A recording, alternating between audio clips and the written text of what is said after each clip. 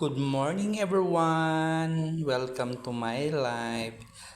Welcome to my live guys of my to this video. Ito po yung ulam natin guys. So bubuksan na natin.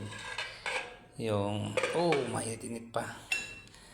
Ito po yung udong sa Pilipinas. Nilagyan ko ng repolyo at saka chicken. So magpasabaw-sabaw muna tayo guys. So guys, maglagay tayo nito ilagay na natin sa lalagyan, di ba? Tsaka may chicken din. Di ba? Round table kasi itong round table. Yan, round table siya. Masarap siya. Yan, Yan. Masarap siya, guys. So, ayan, sarap-sarap talaga.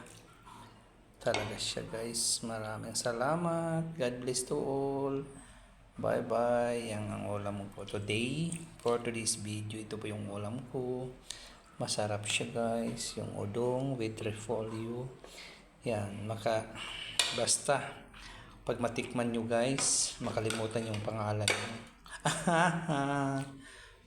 Okay, thank you. Bye bye. Ayan guys. Thank you so much. God bless. Di ba?